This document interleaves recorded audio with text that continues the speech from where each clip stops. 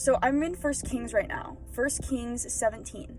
God tells Elijah to go to the Kerith ravine. You will drink from the brook, and I have directed the ravens to supply you with food there.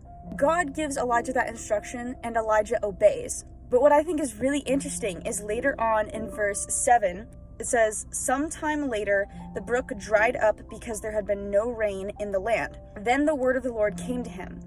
Go at once to Zarephath in the region of Sidon," forgive me if I'm saying that wrong, "and stay there. I have directed a widow there to supply you with food."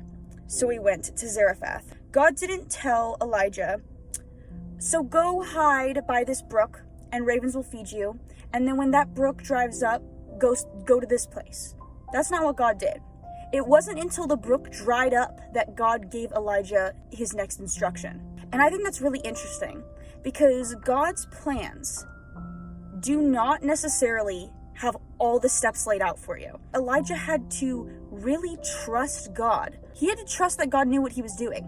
And when that brook dried up, I wonder if Elijah wondered for a second, like, okay, where is God here? Because it takes a while for a brook to dry up. Like, it happens over a period of time. I'm sure Elijah was watching the water go down, and I'm sure he was like, you know what, God, the water is drying up. Like, what's gonna happen when the water dries up? Where are you gonna lead me? Like, what's gonna happen here?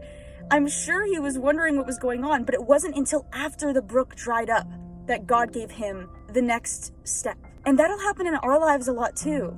If God sets out a goal before us, even though we don't know what happens after that goal, we should fulfill that goal.